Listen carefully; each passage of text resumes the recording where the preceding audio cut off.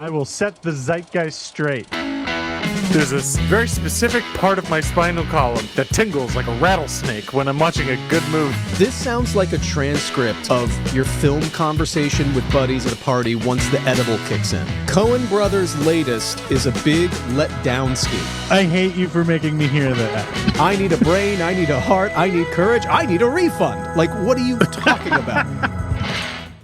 Wow, welcome to Off the Mark, good chat on bad takes of great movies. I'm Dave Columbo, and with me...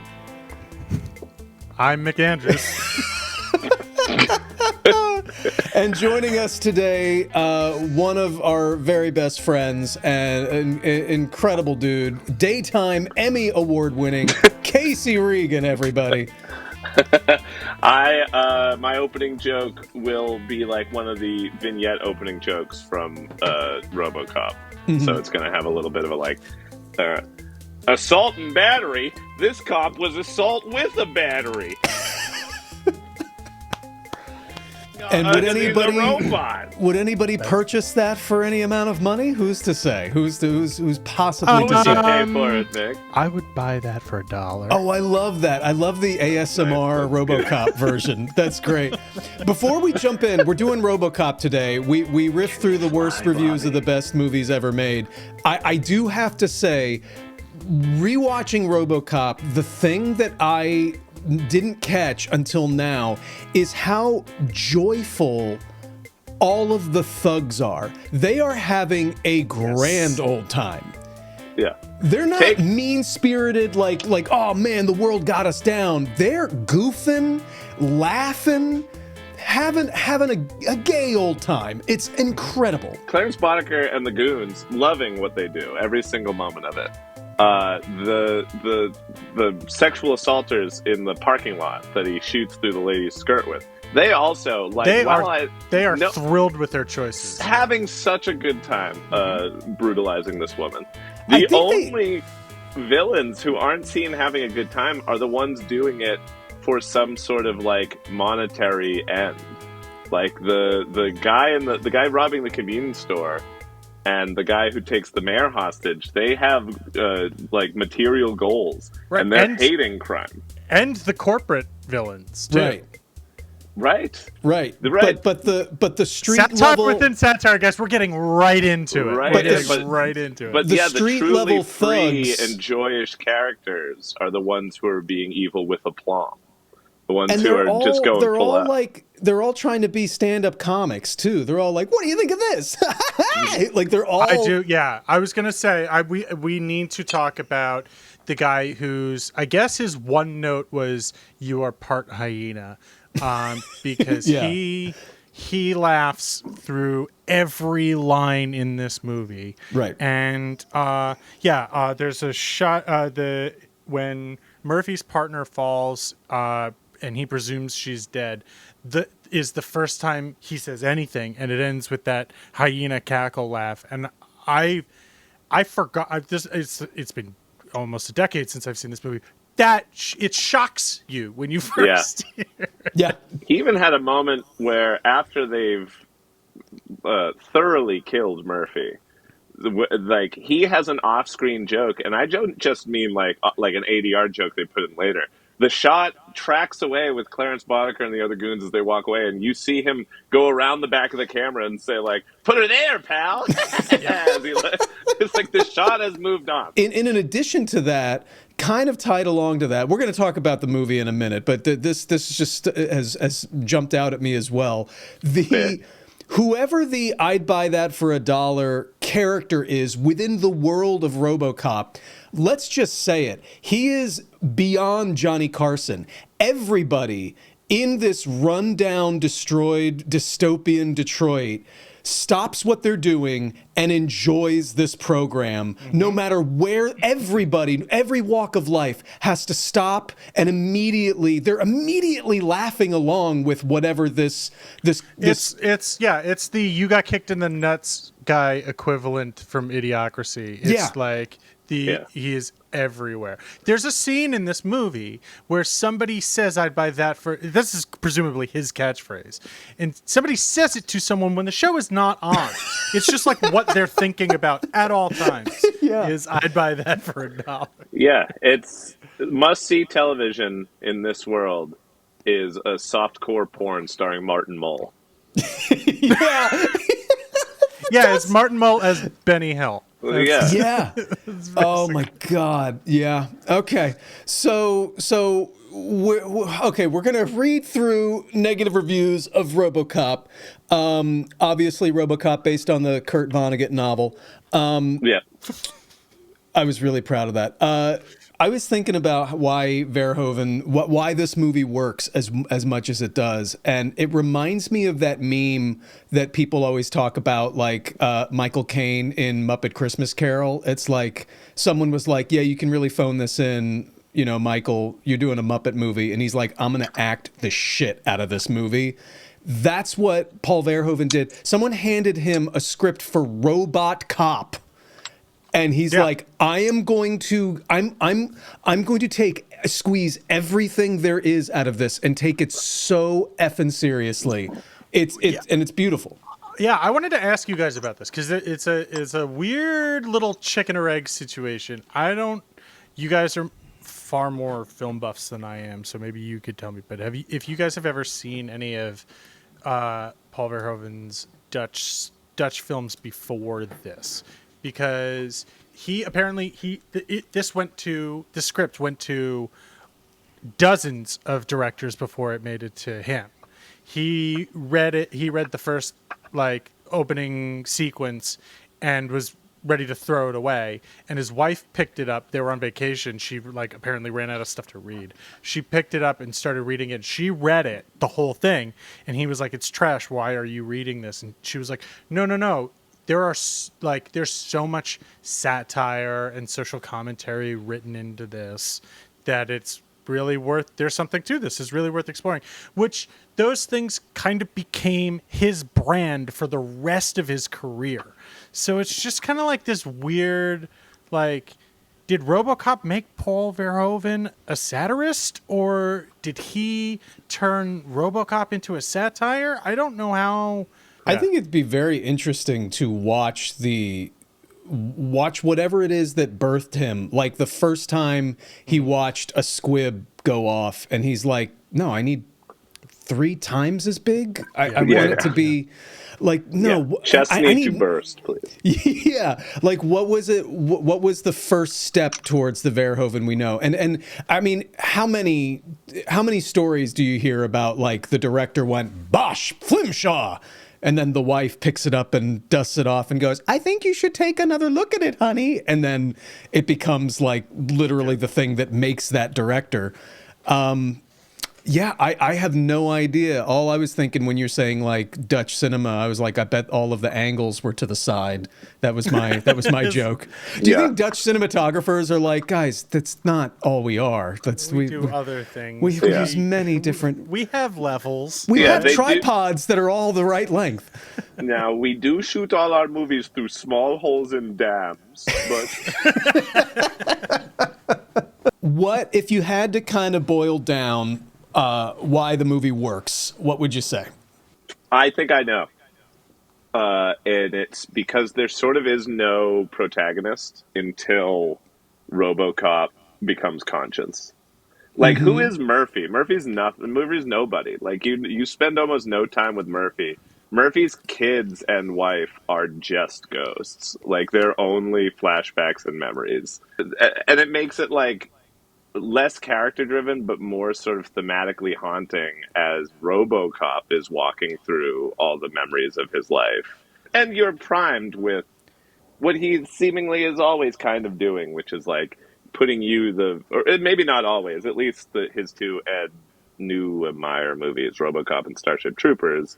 And then you could argue other of his movies too, but at least the big ones, the big Verhoevies, are always putting you in this psychic position of all right, you're just a person in this world, and this stuff is happening to some people who it's not important until he loves a frame story. And those are it's such a great way to quickly teach you the whole world in a minute. By the end of the news sequence, because the news sequence is one of my favorite parts of the movie when they do those cutaways. That and the montage of him being built, which is shot Phenomenal. like one of those videos you watch as you're getting ready to go on a ride for a Disney ride, where it's like POV and it like cuts out and cuts back in. I love that scene so much. And again, I would say not totally, like you're now in the first person perspective of RoboCop, right? And you're also, maybe you could watch it and think like, oh my God, this is what Murphy is seeing. But at that point, like, Murphy's dead. Like, there is, and I guess that's the question of the movie is like, when is, this sort of, we've humanized a weapon of the state. When does the weapon of the state become a human again? But it's like I don't know. Watching it this time, what I was left with during that moment is like, I'm RoboCop. Like, it's not really. It's not like I'm thinking, oh, this is what the protagonist is experiencing. It's like, when you like, that's a great point about like not really knowing who the hero is. Like, for all of Act 2, the way they shoot RoboCop is like, at any point he could just start turning a gun on anyone. Like, they don't do those breadcrumbs of humanity of like, he's wait, is that a tear behind his eye? Like, right. he's just a creepy ass. All of the cops are like, oh, who's that? Who's that? Who's that? And they can kind of only barely see him. And it's, by the way, as a kid, the scariest thing in the world was the sound effect of RoboCop, like entering a room. Oh, the steps. Yeah, I mean the sound design on another level. Do you know what I love about that? One little thing that, again, I'm pretty sure is true. I did no research for this podcast, guys. Is I'm pretty sure all those sounds were made from a tape deck. Like, all of his movements are like a tape deck. Oh shit! So again, cool. It's almost like this another layer of the filmmakers making sort of like media criticism within the media. I just the humor for me in this movie is it's as far as like for an action movie, this is as good as it gets. Just a machine gun turret police officer murders a corporate executive, and the head of the company's response is, "Dick, I'm very disappointed." The delivery of that line, it's just one of the best. That and like I said, the opening sequence for me gets me every time. The reporters announcing that 3 cops just got murdered, and they cut to an Omni spokesperson who verbatim says, "If you can't take the heat, stay out of the kitchen." It's so funny. And then that newscaster, this is what really got me this time around for the first time. Get him. Go get him. Frank Fredrickson is in intensive care over at the hospital. The little arm Frank. swing. The little arm Go swing. get him out there.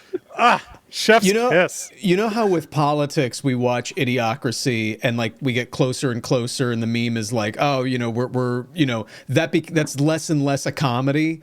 I feel like the corporate world is getting closer and closer to CEO gets shot multiple times. This is going to do bad for our bottom line. Yeah, like this, I'm very disappointed. What was satire in the 80s is pretty much going to be not that soon. The guy's response is, "It was a glitch." Yeah, the only thing I think this movie got wrong about that is that in 2024, in our reality, our like corporate hegemonies, their killer robots will be able to go downstairs. It's an improvement. They saw the movie. That's the one thing they got wrong. Well, that's a very great way to lead into. Okay, well, before we do, I just want to say one more line that everyone should remember, because I'm going to use it in my day-to-day life. If you ever want to get out of an uncomfortable conversation, just say what RoboCop says, and just say, "Excuse me, I have to go. somewhere there's a crime that's happening. It's my new. I haven't caught it before this last rewatching, and my God, I'm going to use that every day. You think thought you were RoboCop gonna was say- just trying to get out of a conversation? He's Yeah. he's talking to his partner. He goes, "Excuse me, I have to go. Somewhere there's a crime sorry. that's happening." Mick, there was a part of me that thought you were going to go, if you ever want to get out of a conversation, just pretend that toxic waste is just washed over you, and you go, help me. Oh, that one's great. All right, so on a budget of $13.7 million, RoboCop in It's higher than I 1987, thought it would have been. Yeah. it made $53.5 million, which is pretty good for the time. Listen to this, to what was in the movie theater. It debuted at number 1, 1987, July. This is the most 80s movie theater experience I could possibly imagine. Should we go see RoboCop, Jaws the Revenge, Revenge of the Nerds 2, Nerds in Paradise, Full Metal Jacket, Dragnet, Adventures in Babysitting, Inner Space, or Beverly Hills Cop 2? Oh, damn! Like if the 80s had literally a vibe, it's just... That's so good. That's a great That's weekend. honestly, yeah, that's a whole week in the movie theater. Yeah. That's, yeah. You started kind of low, but by the end there, that's I was a gonna great. say I don't think I've Revenge of the Nerds 2. Yeah, I've never Well- had more questions after Revenge of the Nerds. Down the line, felt like they covered everything they Yeah, it needed felt to. I thought there was more room for Booger's growth, you know? So yeah, let's jump in here. We've got a couple reviews here. We'll get through what we get through. Again, we don't name names, but you can obviously find this online if you want to. Who got RoboCop this wrong? New York Times, July 17th, 1987. If it's violence you're after, RoboCop gives full value. In his first American movie, Paul Verhoeven, a Dutch director, Soldier of Orange, doesn't let the That's furiously such a Dutch movie name, by the way. That's a pretty really Dutch. is. That's so Dutch. Literally could have been like, what has he done? I'm sure. Not this Soldier orange. We of- really like orange, so it just Yeah, makes yeah. sense for us. Paul Okay, so- Verhoeven doesn't let the furiously futuristic plot get in the way of the flaming explosions, shattering glass, and hurtling bodies. Everything's constantly on the move in this movie full of camera tricks and computer tricks. If you glance away, chances are you'll miss someone being blown away. This is a bad review. It sounds awesome. Yes.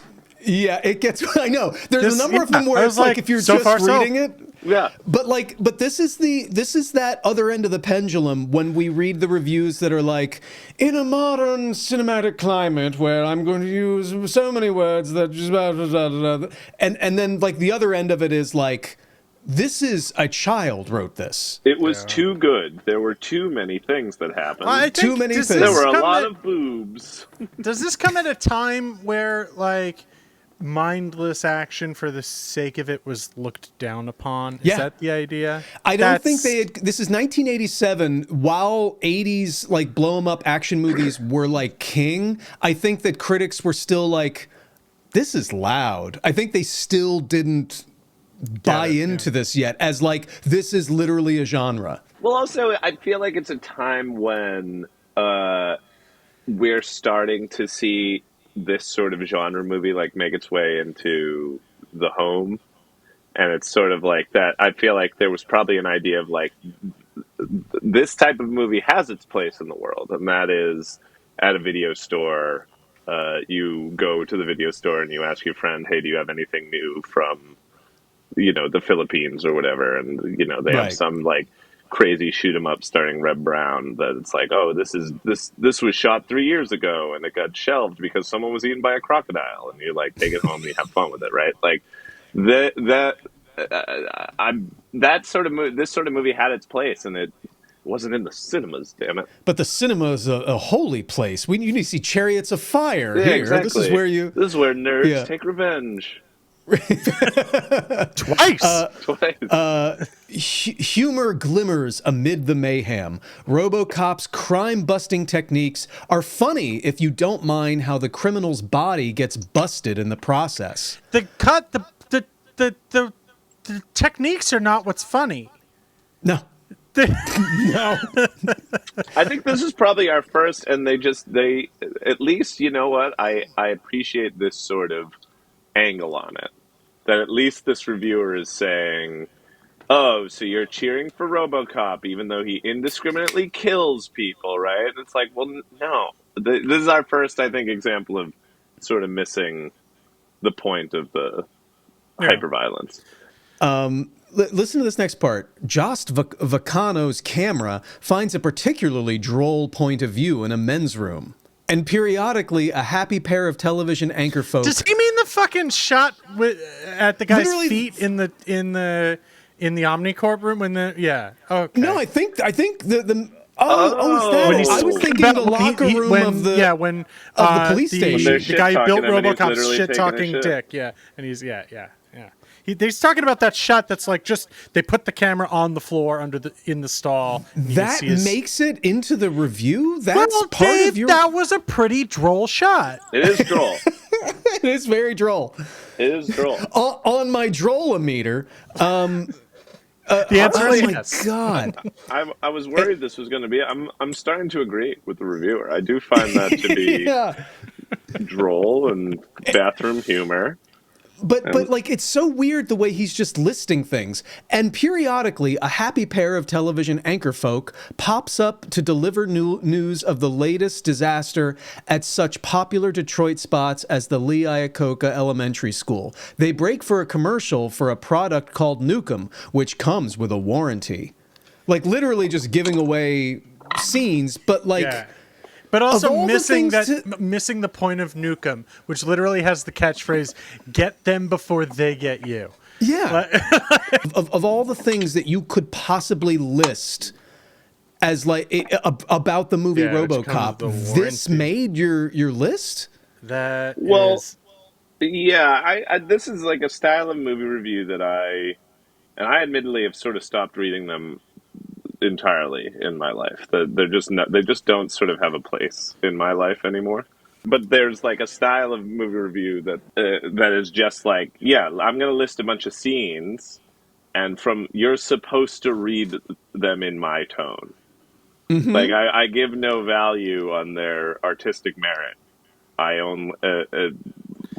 need you to read. I need you to either read this list sarcastically or happily. That's depending on what I think of the movie. Surely they should have some remote bearing on the movie itself, right? Like, is that there's so much. If you didn't get RoboCop, there's so much you can talk about rather than just listing scenes that were droll. That's like being like, well, this movie does have some lighthearted moments. He shoots a can of baby food. It's like, why is that what you focus on? Right? Why? Yeah. Why? Why did you choose that moment? What? This was loud and also bright. Yeah. The plot, in case you need a respite, involves a corporate vice president who is in cahoots with the bad guys and another executive who is a cocaine-sniffing decadent. Is that meant to be a comment on big business? Don't worry about it. Whatever may have been in the minds of the writers, Edward Neumeier and Michael Miner, has more trouble emerging from Mr. Verhoeven's sizzling battles than poor Murphy's does from his robo-suit. Oh, no. Oh, That's no. funny. Is it saying something about big business? We'll never know. It's way too subtle. This guy watched a corporate executive get shot in front of everybody and went like, I don't understand why. So the machine's broken, I guess.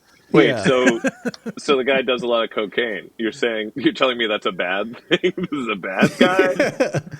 Why do they keep focusing on these wonderful role models? I don't understand. This is worrying me about this reviewer's mental capacity. Like, they watch every movie like the videotape in The Ring. It's just like, what? Huh? A bird? What's happening now?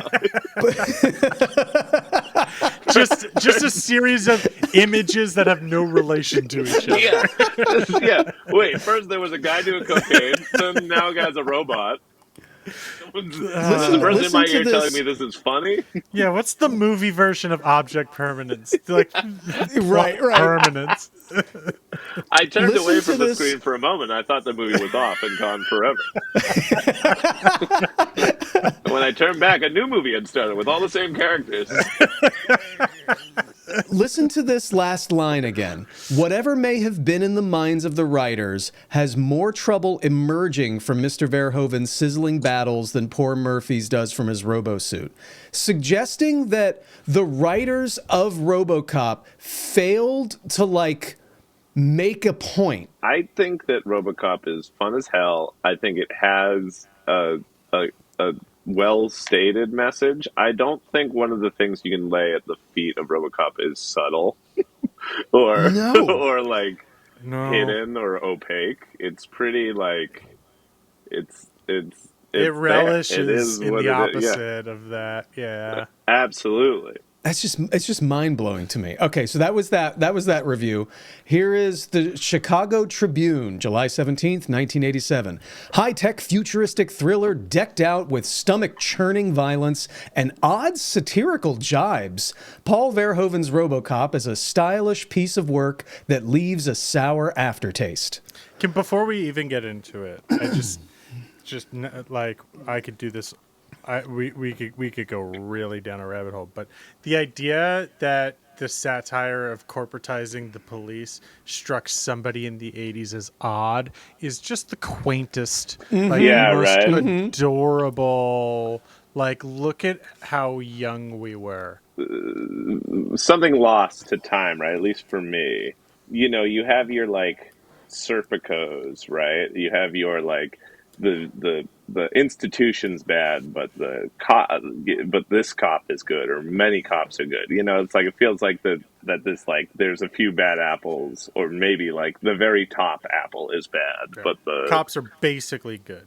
right. And even this movie is like it's still they're like harried. They're like a harried organization, overworked, and then there's like a corporate interest coming in. And there's an undertone of like, my hands are tied. I wasn't responsible for like Omnicorp buying the police, but they own us, right? Right. And that's a funny thing to hear reviewed from this time, where it's like you just said, like a shock that there would be. What are you talking about, militarizing police in American streets? No way. I suppose that's a clever message nowadays. This reviewer kind of gets it as this goes on. This next part, the time is that favorite period of action screenwriters, a near future poised on the brink of Armageddon, and the city of old Detroit is dominated by a giant corporation. The big business satire is probably the most successful element of RoboCop, achieving a nice Kubrickian. How would you say Kubrickian? Kubrickian. God, dude. Coolness and precision in its portrait of amped greed and smiling irresponsibility. But the action scenes, which are meant to carry the project, are overscaled, overfamiliar, and over-directed. So I get the greed. I get the satire of the greed and the cocaine and big business, but the action scenes, it's a little broad. Yeah, it's like that's an interesting. And you know what's funny is like I don't even know if maybe I should start reading movie reviews again. Like again, it's not even like in a way I don't disagree. It's like but that again is sort of that's the Verhoevenness. That's how people miss the mark on them. That's like you're supposed to. Yes, it's like they hand you this satire. They critique the ultra violence of like a hyper corporate society, a fascist society, and then they have an action scene that's just damn fun. That's just like absolutely balls to the wall, a good time. And you're supposed to do, I think, as a viewer, you're supposed to square a little bit of that circle within your own heart and just be like, oh, like I'm watching this movie that's telling me how bad ultraviolence is, and then I'm having all this fun watching ultraviolence. And so it's kind of like it's cute. Again, it's cute. It's like reading a review of someone who's like, you're right on the cusp of understanding what this movie is. It's literally like every sentence could end with, and it's great. Right. And you could keep the rest of the paragraph, and it's all the same. And I had a blast with this movie. And that is successful. And that is why it's good. Verhoeven, here making his American debut, has perfected, I like this description of Verhoeven, a Euroflash style of fancy camera angles, Dutch camera angles, rushing camera movements, and weirdly masked compositions. But he has very little sense of internal rhythm. All too often, his sequences collapse into simple displays of firepower, instead of developing the tension and momentum that James Cameron achieved with similar material in The Terminator with Arnold Schwarzenegger. Interesting. I mean, look, again, I don't even know if I did. Like, it's funny to see all the things that you think are good about a movie being used as examples as to why it's bad. Yeah. Don't go see this movie because of all the things that I'm going to state that are going to make you want to go see the movie. It's the same thing we always see. It's don't go see this movie because it's not this other movie. It's not James Cameron's Terminator, therefore it somehow has less merit. It has a different sense of pacing, so it can't be as good. The last third of the film, which finds Verhoeven routinely ticking off plot points between extravagant explosions of violence, becomes frankly tedious. No, dude, it's literally the tightest. Let's have the showdown in the scrapyard, and then he's immediately at the boardroom. Yeah, it's very clean. I will say this about it's hard to call it tedious because, like you said, it's paced so quick. It's like when they're it's at like the warehouse and she's fixing his gun sights and they shoot that baby food. A little like I'm a man again, damn it moment. Yeah. And then Clarence Boddicker and the gang show up. I was like, "Oh, dang! It's the final shootout already." Oh, it's happening right now. We're going live. I forgot that these things just happen one after the other. You can. In my this head, movie I is a was RoboCop like, supercut on YouTube. Is the original movie? It is. There's no like in my head there was like a long 10-minute car chase to the scrapyard, but like they're all just there. Everybody just knows where to be. It's like they coordinate. I feel like nobody noticed, or at least these reviewers, it was lost on them that the action is kind of mindless, but there is also commentary in the action themselves, in that like all of the hideouts and all of the shootouts and anywhere that these bad guys hang out are abandoned automotive factories. Like it's telling you something. It's saying something too. Like all these criminals hang out in like the ruin of industry in the post-apocalypse. It's that was something I caught this time around that was lost on me when I was fucking college kid, but like can we also take a moment to appreciate the classic 80s homing device, which is literally just like a garage door opener with one blinking light on it that in no way is like a screen of any kind. Gives or you no moving. No information. It is the blinking lights in the center of the garage door opener. That's where RoboCop is, which we see in like so many 80s movies. Because there's movie tech like that where it's got a script reason, right? It's like, here's the screen that tells you where RoboCop is. It's how you're gonna find him later, and that's fine. You're told that. That's just like a little bit of movie magic, right? I never didn't love it, but on this watch again, really loved the data spike, the hand data spike, as just like a one. A great database has a Chekhov. built-in data spike hole. Every room in OCP has the punch-in data has a hole spike for RoboCop's data spike. Yeah, exactly. The whole of OCP there was a whole infrastructure, like when RoboCop was rolled out, They're someone like, was the working. first thing we've designed is this 8-inch spike that shoots out of his hands. Yeah. So we're going to need to start working on integrating that into our Yeah, technology so while we build Fios- RoboCop. Yeah, the FiOS guy is coming in this weekend to put spikes in all your offices, spike ports. The futuristic movies have a lot of it. It's one of my favorite things to look out for. RoboCop, not so much, but every now and then you see a couple of little things. My favorite thing to spot: technology that exists today that is needlessly more complicated in the future simply because the movie's set in the future. And the example that I'll point to is the scene where the two guys are assaulting the woman. He pulls a knife on her, and it has this boxy handle on the outside of the knife that serves clearly no purpose whatsoever, except to be like, oh, that's a knife from the future. Yeah, okay. future knife. Haven't you That's ever one seen of a future those knife? Future knives. I love shit like that. No reason to add that needless. It's not a grip. It's not like knuckles or anything like that. It's just a little, hey, how you doing? Extra handle, like tumor on the side of this knife. It's crazy. Meanwhile, all the garbage and all of the rusted out, the convenience stores, everything looks like 1987 Detroit. But like, no, we got to make a but we got futuristic these knife. future knives. Yeah. There's like RoboCop has like cathode tubes in his head. We like know that. And yet he's a robotic man. RoboCop relies for most of its impact, and more disturbingly for much of its comedy, on an absurd exaggeration of physical force.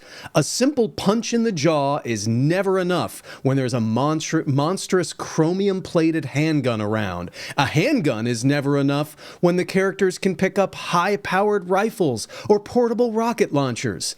The comic strategy consists of following a wild display of violence with a stroke of understated sarcasm. When one character gets an arm blown off, another is sure to answer, "Give the man a hand." No, you're just looking in the wrong place for the jokes, you idiot. It was hard to write reviews back then because you had to remember the whole movie, right? So they're just writing a negative review based on the things they remember. The things they remember. Which Was that he joke like taking does leap out at Polaroids you. during the movie? One of my favorite points is when the guy takes the mayor hostage and his first demand is good coffee. That's so funny to me. Yeah. I also love, and I want to recount. And no matter how that turns out, I want to jump in. I want to win. That's great too. And doesn't he like demand a car? His demand for good coffee, as if he's gonna come to work tomorrow. Right. And I like, doesn't he say like, I want a car with really shitty gas mileage? Really like shitty gas mileage. Yeah. And then they put the hat on. They say like, what about the 6000 SUX? Yeah, that and he's sounds like, great. that'll do. Yeah. You know, and while that is a bad joke, there's that car ad and like the 3/4, like at the end of the second act where we've seen RoboCop rampage, and now we're seeing a bunch of people run from a rampaging monster who's scared away by the 6000 SUX. Like it's like they made like an 80s car commercial in there. That particular moment, the commercial, is a tough time to walk in.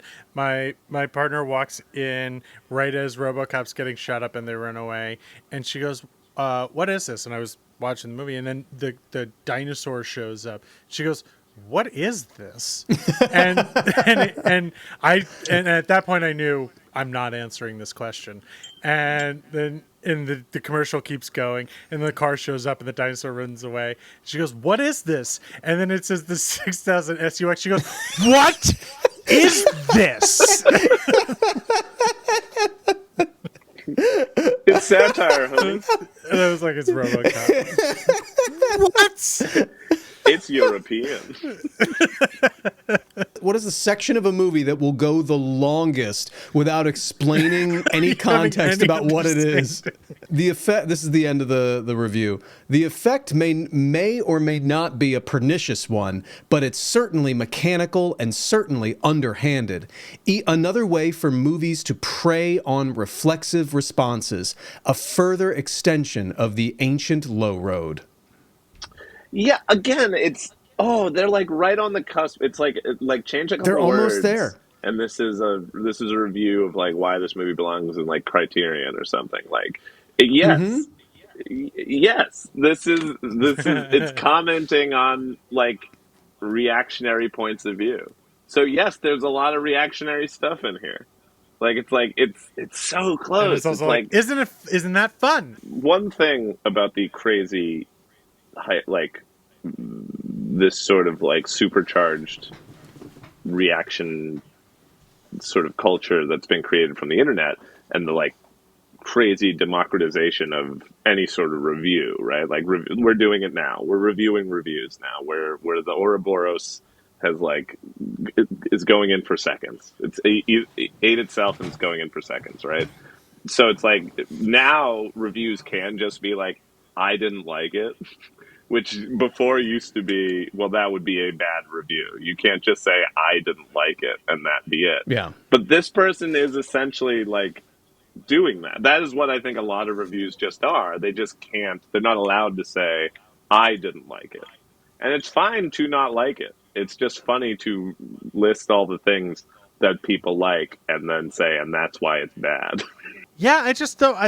It's definitely honestly better than the ones you see where it's like, yeah, I guess you'd like this movie if you're a basement dwelling nerd who does nothing but like Oh, sure.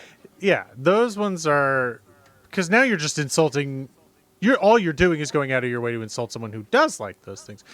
I will say, in fairness to this person, yeah, fair enough. They're going, here's all the things that this movie does. It is it is therefore not worthy of your Therefore, in time. conclusion, I want the second part of the review. All of that, and now tell me why that's bad. And now tell me why that has no merit to be to be made. 100%. Because everything you're saying, like you're showing an observation, at least mostly about what the movie is and what the movie's saying. But it's like watching Starship Troopers and just being like, what a gory war movie. It's like, okay, you caught that part. Now what is it saying? And let's talk about that. Like, Speaking of talking about Starship Troopers, can we? I've seen an increase in like posts on film Twitter and whatnot that are so funny to me, and maybe have to do with the fact that uh, culture at large, but especially Twitter, is like comfortably slipping into the jacuzzi of nationalistic, jingoistic fascist state. It's just like enjoying that little slip down there. But I've seen more and more posts lately that have been like, actually, Starship Troopers is not anti-fascist satire because you can't point to one way in which the government in Starship Troopers was wrong. It's like this movie, they would have loved RoboCop if it didn't just end with the Dick Jones character getting thrown out of the building, but then the boss going like, and you know what? That's why we're going to dissolve OCP. Yeah, we will now. I learned my lesson. In fact, I'm not, we're not, we shouldn't just look at the camera and be like, we shouldn't build new cities. We should take care of the cities we have now because all of us are Americans. And he like puts an arm around RoboCop and an arm around a guy with like a pink mohawk and a like nail through his septum. I mean, honestly, Starship Troopers does have that moment, though. They're enlisting, and the guy who's at the table enlisting with them goes, "The service made me the man I am today," and then pulls back from the table, and you see he's missing all of his limbs. Yeah. yeah, But yeah, it is there. it's there, right? It just doesn't wrap up in like there isn't like that person who thinks let's again give the credit of this straw man X user that I just created in my brain, giving them the credit of thinking might is right and using the military to defeat the other from abroad is good. That they are what they needed instead was a movie where the bug like brain bug at the end goes like, "But we're friendly." Like he suddenly has like a voice and is like, But they also you're do have that interrupting our moment in the movie. you're Neil interrupting Patrick our Harris reads the bug's LGBTQ mind and parade. goes, "It's afraid." Yeah, you're right. I guess you're. No, They all cheer. They all cheer. yeah, hooray! They also have that moment too. That's true. That's true. They do have that moment. Casey, you might as well just go like, it's not even like they have a scene where there's just like a co-ed shower or Yeah. anything like that. There's Not literally like that. it's not like Neil Patrick Harris literally walks out in an SS uniform. Wait a minute. All right. All right. All right. It is time for my favorite part of the show. 2 reviews and a lie. A game. I'm about to read 3 one-star IMDb reviews for RoboCop. 2 of them are real. 1 of them I faked. If Mick can guess, Casey, you're playing with house money, but if Mick can guess correctly which one I wrote, I will copy and paste it and put it up on Rotten Tomatoes with my own name attached as a review coming from me. Number 1. When we are talking about the classics of the 80s, this movie comes up again and again, and I don't know why except for the blood and gunplay, which is there in spades. There are pretty good action scenes for the time, but making the main character a robot who barely has any emotion is not the best way to tell a story for the audience, much less the only way. Why, question mark, when you have movies like Rambo, Aliens, and Terminator, who does killer robots much better, by the way. At least there is heart. I don't get it and never will. All right. So clearly, I don't know if this is you or not, Dave, but this is the review that I do love. This is what It's pretty good. This is the bad review I do love. I'm not going to talk about the quality. I'm not going to talk about the like choices made, except for the most macro ones, and tell you that they are mistakes. I think the problem with RoboCop is there's a robot. The So the idea main character of is a making this robot. movie was the Yeah, exactly. that's your first mistake. This is not how you This entertain movie an would audience. be way better if the main character wasn't a robot. Why not just the Making guy? the main character someone I can a relate to. Everybody's already the robot movie has been done already. Why are we? Guys, we've covered it. All right, review number 2. I've never seen such violence in movie that's promoted it as an action hero. The first 10 minutes is absolutely ridiculous. The guy is shot up through the whole body, for what seems like hundreds of times. Doesn't die. Dave, I'm going to stop you there. Bravo, if you wrote this one. You've been getting really. Okay. Go. Sorry. Yeah, does he put in like mistakes into his yeah. reviews? We found that's the only way to get each Yeah. other now. Yeah. I know his voice and he knows mine too when you well. use Okay. any esoteric flair that's like, conversely, it's like immediately we know that that's one that we You wrote need because to- nobody does that You shit. need to include grammatical errors and be All right. like, but what for why when you did it? Like, All right, I'm going to try this one again, and I'm trying to match the actual punctuation. sorry, yeah, please. I didn't mean to interrupt. All right. I've never seen such violence in movie that's promoted it as an action hero. The first 10 minutes is absolutely ridiculous. The guy is shot up through the whole body, for what seems like 100 times. Doesn't die, comma, they make a robot out of him, ridiculous. I really like Peter Weller and always thought he was an underrated. She knows who Peter Weller is? Hold on. Yeah. I really Big like Leviathan Peter Weller fan, and hates always RoboCop. thought he was underrated, but it really saddens me that this is actually part of his legacy. I haven't known him to begin anything is popular since. It's like the person went in and out of consciousness as they were writing. This was like their Mozart's final requiem, right? This is like they were be in honest- bed, surrounded by papers. To be honest, Braille. I also haven't known him to begin anything It's as just like popular since. Peter Weller's pathos in this movie is very understated. For someone acting with only the bottom half of his Jesus. I want to believe that these first two were both the true ones because I want to believe that critics at the time had no idea, no language to voice their dissatisfaction with RoboCop.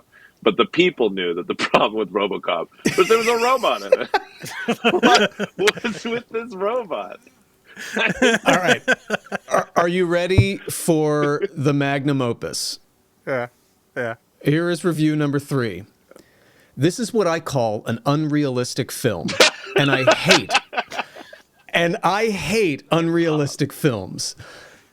Behavior of people is unrealistic. It's not bad because of the story, which I like and I think is possible. If your kid...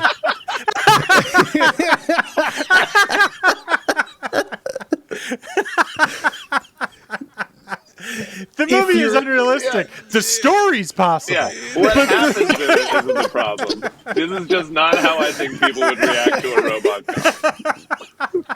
robot. If you're kid, then this film is probably good because you don't notice lack of realism yet. Filmmakers think because science fiction is not real, then they can also make all other stuff in film non-realistic. This is problem with bad science fiction films.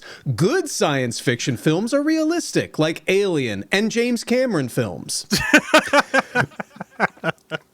And here we go. The others. and the others. Realism in Alien is, for example, this. When man with beard goes with flame gun to chase alien, and when he is there, he says, I don't think this is a good idea. I want to get out of here. This is really how human psychology works. You can't know how you will feel in certain situations until you're there. Does man with flame gun actually say that? I don't remember man with flame gun with beard say that. I don't remember that either. That's the last sentence. This is really how human psychology works. You can't know how you will feel in certain situations until you're there. 1 out of 10. You can't. All right, I can't. I actually, Mick, I know you're playing. I can't believe that one's you, David. I'd be so upset to think you had written all that. I need that to be done in a fever, not strategically. You have outdone yourself, Mr. Columbo.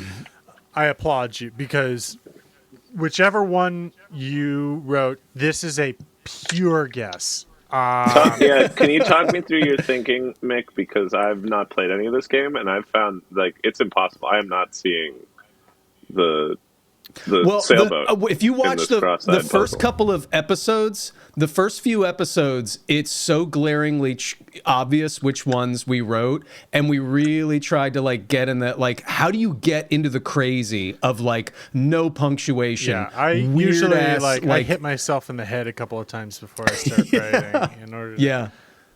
You eat. You give yourself food poisoning. It helps to try and type it. Set with an alarm to do it at 3 a.m. like this. That'll do it too. Write it in a different language and then run it through Google Translate. That'll do it. Yeah. But no, you've outdone yourself, buddy. Boy, howdy.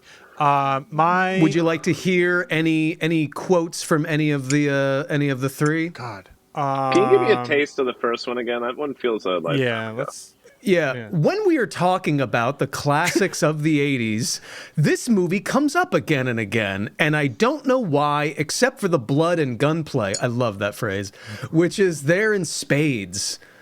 There are pretty good action scenes for the time, but making the main character a robot who barely has any emotion is not the best way to tell a story for the audience, much less the only way. Why? Much less the only way. Much less As the if only anyone way. suggested, the start of the movie had a little chyron that said, listen, guys, this was the only way we could do this. The only way we could tell the This is the story. only way to make that movie. We had no choice but to make the movie this way. Why? Question mark. When you have movies like Rambo, Aliens, and Terminator, who does killer robots much better, by the way. at least there is heart. I don't get it and Terminator never 2. will. See what he's doing my right now. What he's doing right now is criteria? very interesting because All of it's part of it. All of it's part of it. He when the blood and gunplay line, he was like, "I love this turn of Oh, I phrase." love that line. Now, Yeah, he's throwing is me that off a the double scent, bluff to make us think like 100%. Dave would Yep. never say that about something he I'm wrote? clocking it. But he forgets that it. we know him and how proud of his goddamn self he is all the time. That is something he would say. So to now us. that he's going back to the third one, is it maybe something we didn't laugh at that he wants us to laugh at that he wrote? That's the thing we know about Dave. Yeah. I know. I think Is that he did doesn't catch kill his this. starlings, He doesn't. but he knows we know that. He raises yeah, exactly. He's Paul Verhoeven in us now. Doing the Verhoeven to us. I'll tell you, Case. So my thought process is always twofold. It's which do I think is the most likely one? Like, did anything make my ears stand up as like that sounds like Dave? If it's that, I typically go for that. Right now, that's a total push as far as all three are concerned. My fallback criteria is which one would be the funniest if it were Dave that he would have to post. Yeah. Okay. Which one would make me most pleased to see Dave be forced to be his permanent record of RoboCop? And honestly, on this one, I'm spoiled for choice. Yeah. I feel really good about all three. All right, Dave, let's go back to the third you wanted to go one. to number 3. Yeah, it was something. We did kind of touch it a little bit, but this is what I call an unrealistic film, and I hate unrealistic films. Behavior of people is unrealistic. It's not bad because of the story, which I like and think is possible.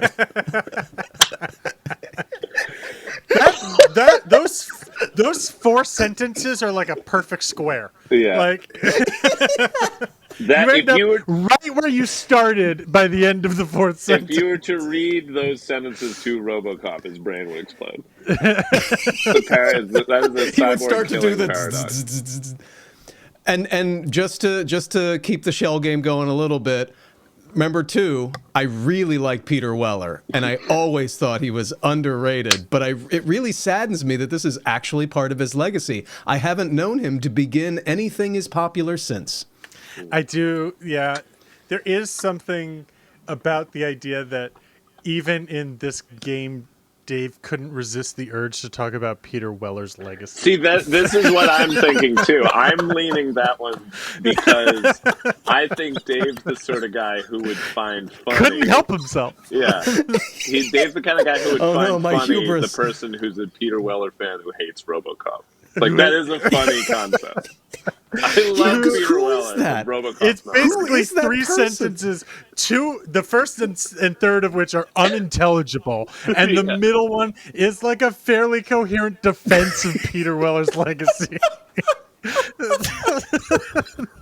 Yeah. I'm a big Christopher Reeves fan, but Superman, not my movie. Not my cup of tea. Oh, good golly. I don't know, Case. What are you thinking? I'm in two minds. I do feel like the thing that Dave, I'm with what we just said, that I think Dave would try to sneak in a joke about Peter Weller's legacy. But your other strategy, I think the funniest one to get posted if it's Dave pretending, would be the one where it's like, this is no way to make a movie, much less the only way to make a movie. Much less the only way. Is the funniest one to me. Much less the only way. Just the idea that someone suggested. Yeah.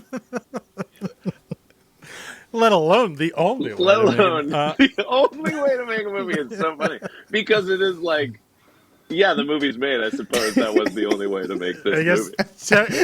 definitionally, it Yeah. is the only way this movie could This get movie made. could be Was made, this yeah. way? Right. Yeah. I leave it in okay. your hands, though, bud. You're gonna have Yeah. to make the call because That I'm one sorry I ca- can't be more help. No. That's true, and I do enjoy that. Is that Dave? That's number 1. the only way to make a Yeah. movie? That's number one. I Yeah. will say number that's two the is only Peter one that Weller. had a little phrase that jumped out to me as in spades is something that someone who's thinking clearly about this would write, and most of these people don't do that. Oh God, honestly, I'm torn between 1 and 3. I'm gonna go with 1. I'm gonna go with 1. Casey?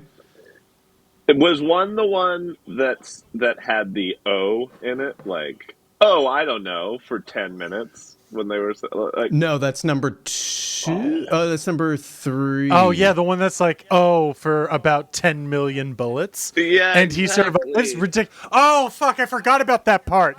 Yeah, that's so hold on. good. Oh, no, that's and he that's number 2. survives. No, they I'm- make a robot out of him. Ridiculous. Hold on. Oh, Hold I on. love Let me that, too. let me reread. Let me reread number 2 for you.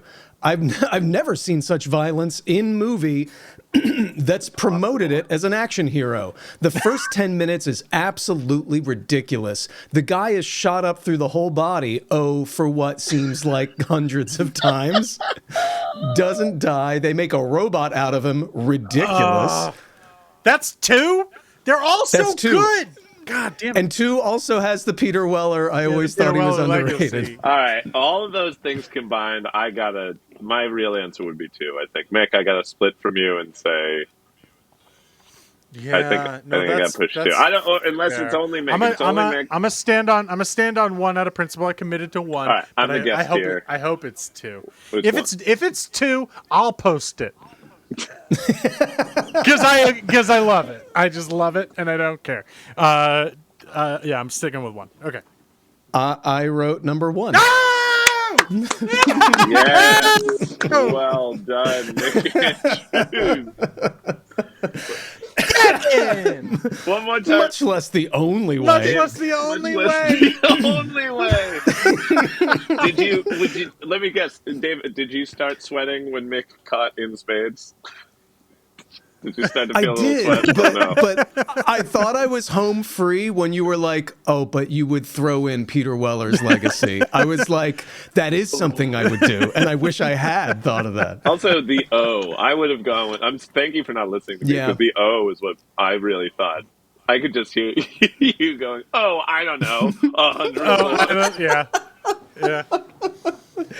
Well, I would I do say love, that and that they is make probably a robot out of him. Ridiculous. ridiculous. That's literally but I the also, whole plot of the movie. But I also love the third one. I hate unrealistic films. It's not bad because of the story, which I like and I think is possible. I love it so much. It's literally. I hate unrealistic films. I like and think it's possible. Yeah. Do you know what that's I hate doing? any movie that's unrealistic. This is unrealistic. It's not the plot that I don't like. Yeah. It's I find to be realistic. It's people. That person was trying to stop sub comments that they were imagining in their mind as they were typing. This Yeah. movie's unrealistic. Yeah, 100%. Oh, but not. Instead of go back, it would be But unthinkable don't to go jump back on and me. change the word unrealistic. Instead, we must Yeah. only keep typing. It's already been written. Yeah, exactly. His delete key is broken. He wrote it He's on just a- like, nah. He wrote it on a typewriter and mailed it in. Yeah, people are going to think. Power through to the other side. Yeah. All right, that'll be fun to post on Rotten Tomatoes. Well, this has been off the mark. This was truly the only way to make this podcast. For I don't know. Casey, you have anything you want to plug? Anything you want to tell people about? Yeah, I mean, I do a little mess of everything. I got you can go to my IMDb and check out some of the feature length documentaries I have been cinematographer for. If you are really into being helpful and fun and supporting a film, just trying to get out there, you can go to lastdancefilm.co. I shot a documentary about the queer country western line dancing community and their final big, like, San Francisco weekend-long festival they threw called the Sundance Saloon. The film is called Last Dance at the Sundance Saloon. Just looking for some finishing money. It's a pretty little film. With absolutely no robots in it. It's very realistic. Otherwise, yeah, I mean, I don't know. I'm in a band called Cheap Death. We got new music coming out. I used to do a podcast about movies no one's heard of called Video High. I don't know. It's a great podcast. Whatever you check want. it out. You can find me at davecolumbo.com, DVD Columbo on Instagram, Dave Columbo on TikTok and YouTube. Please, I've got some shows coming up all over, so check my website for latest tour dates and all that jazz. Thank you so much for listening. Please tell a friend, like, share, and subscribe. Give us a review, please. We enjoy the hell out of doing this. And until next time, this has been Dave. I'm Mick. And Casey. it's all about timing. It's all about timing. And this has been Off the Mark.